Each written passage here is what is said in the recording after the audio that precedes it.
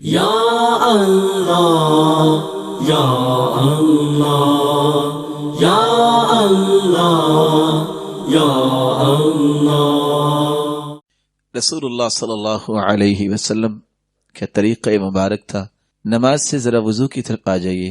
میں بڑے ہی ادب سے گزارش کروں گا، میری ان باتوں پہ تھوڑی سی توجہ کیجیے گا۔ میں آپ کا بھائی ہوں اور میری اللہ سے دعا ہے اللہ ہمیں جنت میں بھی جمع فرمائے۔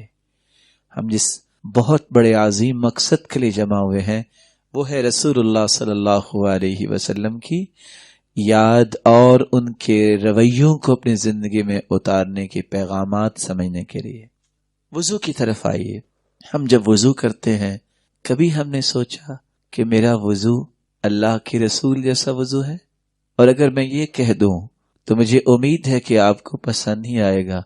کبھی میں نے اپنی گھر والی کا اور اپنی بیٹی اور بیٹے کا وضو چیک کیا کہ میری اولاد یونیفارم میں تو غلطی کرے، ہم کہتے بیٹا یوں نہیں، آپ نے جوتا کیسے پہنا، بیٹا آپ نے قلم کہاں لگا لیا، بیٹا آپ یہ کیسے چل رہے ہیں آپ۔ کبھی ہم نے گھر بیٹھے ان کا وضو بھی چیک کیا؟ کبھی ہم نے کہا بیٹا آپ اتنے زیادہ پڑھ گئے ہو، آج ذرا مجھے نماز تو پڑھ کے سناؤ، تم کیسے کھڑے ہوتے ہو، رکوع کیسے کرتے ہو، آپ کا سجدہ کیسے ہے، ہاتھ کہاں رکھتے ہیں۔ ہمیں تو اللہ نے پیدا اس لیے کیا، اور اس کا یہ قطعاً مطلب نہیں کہ آپ پڑھائی نہ کریں، اللہ آپ کی اولادوں کو پی ایچ ڈی کروائے، لیکن اصل مشن کو چھوڑ کر ہمیں اللہ کے رسول کے زاویوں کو اپنے گھر کے ایک فرد میں لانا ہے، احترام سے، نرمی سے اور پیار سے۔ لیکن کب؟ جب ہم کچھ کریں گے۔ یہ کیسی اولاد ہم اس کی پرورش کر رہے ہیں کہ اس کے نام کے کتنے اکاؤنٹس بھی کھول دیتے ہیں اور کیا کچھ لگا دیتے ہیں، اور جب انسان فوت ہو جائے تو اس کو پتہ ہی نہ ہو کہ غسل دینے کا طریقہ کیا ہے، اس کو پتہ ہی نہ ہو کہ میں نے دعائیں کون سی پڑھنی ہے، وہ جنازہ ہی نہ پڑھا سکے میرا اور آپ کا۔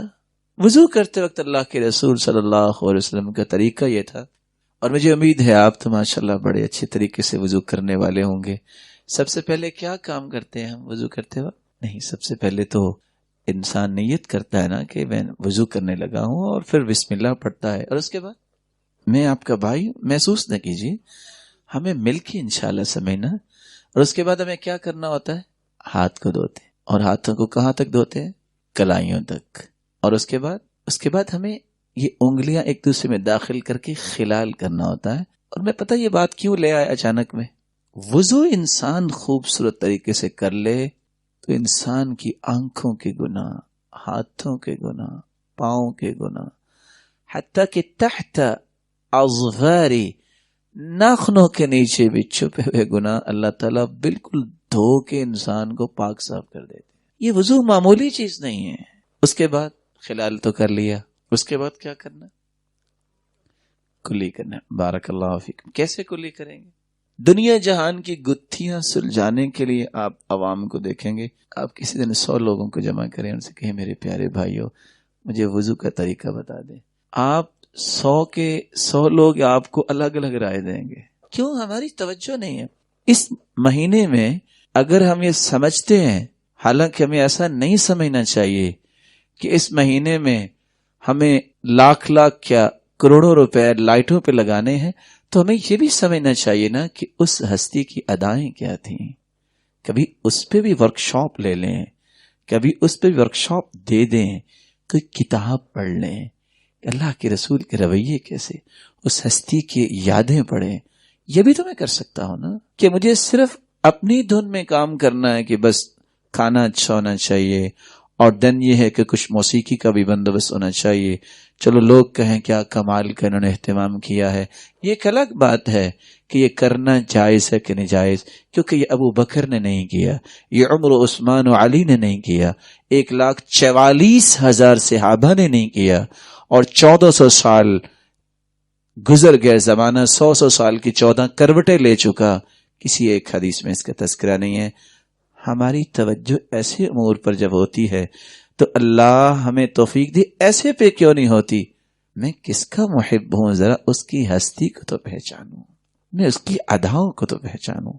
آپ کلی کرتے، آدھا پانی اپنے منہ میں ڈالتے اور آدھا آپ ناک میں لے جاتے، 3 مرتبہ کلی کریں، میں مختصر ذرا کرتا ہوں. اس کے بعد کیا کرتے ہیں؟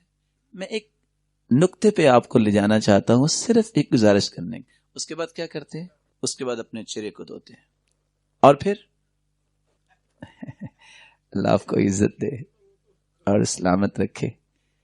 میں یہاں ایک چھوٹی سی گزارش کرنا چاہوں گا. بعض دفعہ نا لیکچر جو ہوتے ہیں نا تو وہ اتنے بلند الفاظ بولے جاتے ہیں کہ بس اوقات تو سر سے اوپر سے گزر جاتے ہیں. جیسے ہم 6 جو نا وہ ستمبر کو دیکھتے ہیں جہاز اڑ رہے ہیں، لیکن میں تھوڑا سا فلائنگ جو ہے نا وہ نیچے کرنا چاہ رہا ہوں کہ آپ میرے ساتھ ساتھ چلیں. ایک بات بتائیے کہ اگر وضو نہ ہو تو نماز ہوگی؟ بولیے. اور حدیث بھی یہ کہہ رہی ہے کہ ایک شخص نے ایک نماز بغیر وضو کے پڑھی، حکم ہوا اس کو 100 کوڑے لگائے جائیں قبر میں. فلم یزل یسعل ویدعو، وہ روتا رہا، ایک کوڑا رہ گیا. جب ایک کوڑا مارا گیا فامتلأ قبرہ نارا، اور اس کی قبر آگ سے بھر گئی. کہتے علی ما جلدتمونی، کیوں مار رہے ہو مجھے؟ جواب ملا انک صلیت صلاۃ واحدہ بغیر طہور، تم نے ایک نماز بغیر وضو کے پڑھی، نماز نہیں ہوئی. اور اگر وضو میں نقص ہو نماز تو پوری ہو جائے گی نا. نہیں، یہ تو آپ محترم ہیں، آپ کی رائے کو میں تو مانتا ہوں. آپ بھائیوں کا بھی یہی خیال ہے، اگر وضو میں نقص ہو تو کیا نماز تو پوری ہوگی نا انشاءاللہ. اللہ آپ کو برکت دے. مطمئن ہے نا آپ سارے اس بات؟ رسول اللہ صلی اللہ علیہ وسلم جب وضو کیا کرتے فَأَخَذَ كَفًّا مِّن مَاءٍ فَأَدْخَلَهُ تَحْتَ حَنَكِهِ فَخَلَّلَ بِهَا لِحْيَتَهُ. آپ جب وضو فرماتے تو پانی کا چلو لیتے اور اپنی داڑھی مبارک کے نیچے داخل کرتے اور خلال کرتے اور فرمایا ہَكَذَا أَمَرَنِي رَبِّي، میرے رب نے مجھے ایسا ہی حکم دیا ہے. اور جبریل ایک مرتبہ نہیں آئے وضو سکھانے کے لیے، 3 مرتبہ آئے نماز پڑھانے کے لیے. سچ بتائیے گا، یہاں نہیں تو چلو اکیلے بیٹھ کے ضرور سوچیے گا. جس میرے معزز محترم مکرم محتشم بھائی جو بھول گیا ہوگا، اس نے اگر خلال کی جگہ ہی نہیں چھوڑی تو خلال تو کیا ہی نہ اس نے، وضو اس کا مکمل ہے. چھوڑیے باقی باتوں کو، یہ لوگوں کی باتوں کے پیچھے ہم نہیں جاتے، ہمیں تو حدیث کے مطابق چلنا ہے. کیا اس کا وضو مکمل ہے؟ اگر وضو میں یہ نقص ہے کہ اس نے خلال نہیں کیا، ہو سکتا ہے کوئی میرا پیارا بھائی یہ کہہ دے بچے بھی تو نہیں کرتے، وہ مکلف نہیں ہے. لا یکلف اللہ نفسا الا وسعها، نہ عورتوں کے لیے حکم ہے نہ بچوں کے لیے حکم ہے. جس کی ہوگی یہ سنت اس کے لیے حکم ہے، وہ تو زائل کی گئی.